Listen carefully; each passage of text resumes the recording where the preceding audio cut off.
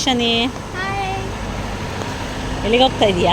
ಸ್ಕೂಲಿಗೆ ಹೋಗ್ತಾ ಇದ್ದೀನಿ. ಆಫ್ಟರ್ 2 ಮಂತ್ಸ್ ಗ್ಯಾಪ್ ಆದಮೇಲೆ ಹೆಂಗೆ ಅನ್ನಿಸ್ತಿದೆ ಫೀಲು? ತುಂಬ ಎಕ್ಸೈಟೆಡ್ ಆಗಿದ್ದೀನಿ. ಎಕ್ಸೈಟೆಡ್ ಆಗಿದೆಯಾ? ಎಸ್. ಕೆಲವೊಬ್ರು ಮಕ್ಕಳು ಸ್ಕೂಲ್ಗೆ ಹೋಗೋಕ್ಕೆ ಬೇಜಾರು ಕುಳ್ಳಿ ಫಸ್ಟಿಂದ. ನಿನಗೆ? ನಮಗೆ ಖುಷಿ ಆಗುತ್ತಪ್ಪ. ವಾಪಸ್ಸು ಒಂಥರ ಬೋರಿಂಗ್ ಲೈಫು 2 ಮಂತ್ಸ್ ಅನಿಸುತ್ತೆ. ಆಮೇಲೆ ಸ್ಕೂಲ್ ಬಂದರೆ ಕಲರ್ಫುಲ್ ಲೈಫ್ ಅನ್ನೋ ಥರ ಅನಿಸುತ್ತೆ. ಹೌದಾ? ಫ್ರೆಂಡ್ಸ್ ಜೊತೆ ಎಲ್ಲ ಓದೋದು, ಆಟ ಆಡೋದು, ಟೀಚರ್ಸ್ ಜೊತೆ ಬೈಸ್ಕೊಳ್ಳೋದು, ಅವ್ರ ಹತ್ರ ಒಳ್ಳೆ ಮಾತೆಲ್ಲ ಕೇಳಿಸ್ಕೊಳ್ಳೋ ಒಂಥರ ಚೆನ್ನಾಗಿದೆ. ಸೊ ವ್ಯಾನಿಗೆ ವೇಟ್ ಮಾಡ್ತಾ ಇದ್ದೀವಿ, ಬರುತ್ತೆ. ಫುಲ್ ಎಕ್ಸೈಟೆಡ್ ಆಗಿದ್ದೀನಿ. ದೇಶಾನಿ ಇವತ್ತು ಬೇಗ ಎದ್ದು 10-20 ನಿಮಿಷದ ಮುಂಚೆನೇ ಬಂದವಳು. ಅವಳು ಏನೋ 2 ಮಂತ್ಸಿಂದ ಮಿಸ್ ಮಾಡ್ಕೊತಿದ್ದೆ, ನಾನು ಹೋಗಬೇಕು ಅಂತ ಎದ್ದು ಓಡಿ ರೆಡಿಯಾಗಿ ಬಂದಿದ್ದಾಳೆ.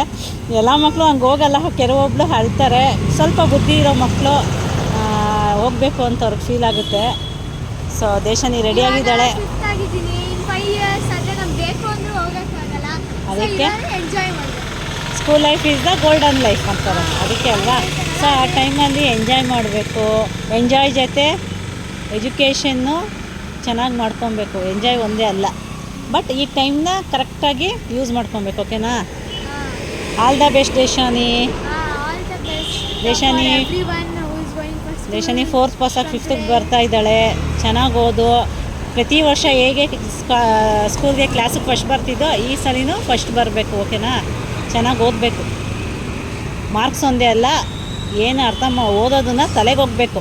ನಿನ್ನ ಲೈಫ್ಗೆ ಅದೆಲ್ಲ ಇಂಪಾರ್ಟೆಂಟು. ಮಾರ್ಕ್ಸ್ ಒಂದೇ ಇಂಪಾರ್ಟೆಂಟ್ ಅಲ್ಲ. ಓಕೆ? ಅರ್ಥ ಮಾಡಿಕೊಂಡು ಆಮೇಲೆ ಎಕ್ಸಾಮ್ ಬರೀಬೇಕು. ಓಕೆನಾ? ಅದನ್ನ ಅರ್ಥ ಮಾಡ್ಕೊಳಕ್ಕೆ ಟ್ರೈ ಮಾಡು, ಬಾಯ್ಪಾಠ ಮಾಡ್ಲಿಕ್ಕೆ ಹೋಗಬೇಡ. ಸರಿ, ಆಲ್ ದ ಬೆಸ್ಟ್.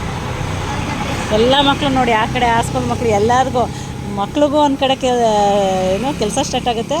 ನಾವು ಅಮ್ಮಂದಿರಿಗೂ ಅಷ್ಟೇ ನೋಡಿ, ನಾರ್ಮಲಾಗಿ ರಜಾ ಅಂತೇಳಿ ಲೇಟಾಗಿ ಎದ್ದೇಳ್ತಿದ್ವಿ, ಟಿಫನ್ ಲೇಟ್ ಮಾಡ್ತಿದ್ವಿ, ಎಂಜಾಯ್ ಮಾಡಿದ್ವಿ 2 ಮಂತ್ಸ್ ನಾವೂ ಕೂಡ.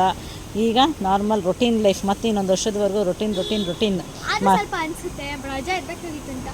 ಅದನ್ನು ಸ್ಕೂಲ್ ನಿಯರ್ ಬರುವಾಗ ಬೇಗ ಸ್ಟಾರ್ಟ್ ಆಗಲಿ ಅಂತಾನು ಫೀಲ್ ಆಗುತ್ತೆ. ಆ ಥರ ಫೀಲ್ ಆಗುತ್ತೆ. ತುಂಬ ದಿನ ಆದಮೇಲೆ ಖುಷಿಯಾಗಿ ಹೋಗಬೇಕು ಅನಿಸುತ್ತೆ.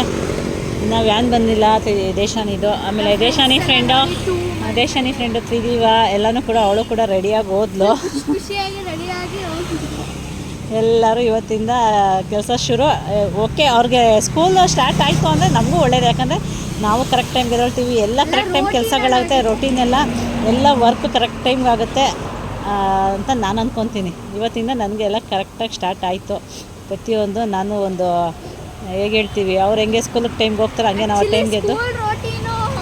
ನಮಗೆ ಮಾತ್ರ ಟೈಮ್ ಟೇಬಲ್ ಇರಲ್ಲ, ನಮ್ಮ ಪೇರೆಂಟ್ಸ್ಗೆ ಮೇಯ್ನ್ ಟೈಮ್ ಟೇಬಲ್ 5 o'clock 5:30ಗೆ ಎದ್ದೊಳ್ಳೇಬೇಕು. ಎದ್ದು ರೋಟೀನ್, ಹೌದು, ಹೆಲ್ತಿ ರೋಟೀನ್. ಎದ್ದೊಳ್ಳೋದು, ನಾವೆಲ್ಲ ಮನೆ ಕ್ಲೀನಿಂಗ್ ಮಾಡೋದು, ವಾಕಿಂಗ್ ಮಾಡೋದು, ಎಕ್ಸಸೈಸ್ ಮಾಡೋದು, ಅವ್ರಿಗೆಲ್ಲ ಟಿಫನ್ಗಳು ರೆಡಿ ಮಾಡೋದು. ಏನಂದರೆ ಬೇಗ ಕೆಲಸ ಮುಗಿಯುತ್ತೆ. 10-11 ಗಂಟೆ ಒಳಗೆ ಎಲ್ಲ ಕೆಲಸ ಮುಗಿಸಿ ನಾವು ಕೂತು ನಮ್ಮ ಬೇರೆ ಏನು ಕೆಲಸಗಳಿರುತ್ತೋ ಅದನ್ನು ಮಾಡ್ಕೊಬೋದು. So all the best Deshani. ಹುಷಾರಾಗಿ ಬಾ, ಖುಷಿಯಾಗಿ. ಆಯಿತಾ? ಇವತ್ತೆಲ್ಲ ಫಸ್ಟ್ ಟೈಮು ಫ್ರೆಂಡ್ನೆಲ್ಲ ಮೀಟ್ ಮಾಡೋಕ್ಕೆ ಹೋಗ್ತಾಳೆ. ಅವಳಿಗೆ ಎಕ್ಸೈಟೆಡ್ ಅಂತೆ, ಅವ್ರ ಫ್ರೆಂಡ್ಗಳನ್ನೆಲ್ಲ ನೋಡಬೇಕಂತೆ, ತುಂಬ ಮಿಸ್ ಮಾಡ್ಕೊತಿದ್ದಾಳಂತೆ. ಆಮೇಲೆ ಹೊಸಬ್ರೆಲ್ಲ ಯಾರ್ಯಾರು ಬರ್ತಾರೆ ಅವ್ರನ್ನೆಲ್ಲ ನೋಡಬೇಕು ಅಂತ ಎಕ್ಸೈಟೆಡ್ ಆಗೋಳೆ ದೇಶಾನಿ. Full excited. ಅದು ಫಸ್ಟ್ ಡೇ ಅಂದರೆ ಫುಲ್. ಆಮೇಲೆ ಹೊಸ ಟೀಚರ್ಸ್ ಬರ್ತಾರೆ, ಹೊಸ ಫ್ರೆಂಡ್ಸು, ಮತ್ತು ನಮ್ಮ ಫ್ರೆಂಡ್ಸ್ನ 2 ಮಂತ್ಸ್ ಆದಮೇಲೆ ಮೀಟ್ ಮಾಡೋದ್ರಲ್ಲಿ ಸಕ್ಕತ್ತಾಗಿರುತ್ತೆ ಅಲ್ವಾ? ಇವತ್ತು ಫುಲ್ ಎಂಜಾಯ್ಮೆಂಟ್. ಫುಲ್ ವೇಟ್ ಮಾಡ್ತಾ ಇದ್ದೀನಿ. ಓಕೆ ಅಮ್ಮ, ಆಲ್ ದ ಬೆಸ್ಟ್. ಹೋಗಿ ಬಾ. ಬಾಯ್. Thank you. ಎಲ್ಲರಿಗೂ ಏನು ಹೇಳ್ತೀಯಾ? ಎಲ್ಲ ಮಕ್ಕಳಿಗೆ ಆಲ್ ದ ಬೆಸ್ಟ್. ಯಾರೂ ಅಳಕ್ಕೆ ಹೋಗಬೇಡಿ ಪ್ಲೀಸ್. ಇದು ಚೆನ್ನಾಗಿರುತ್ತೆ, ಹೋಗಿ ಫುಲ್ ಎಂಜಾಯ್ ಮಾಡಿ, ಓದಿ, ಆಟ ಆಡಿ ಬನ್ನಿ. ಓಕೆ, ಬಾಯ್. ಬಾಯ್.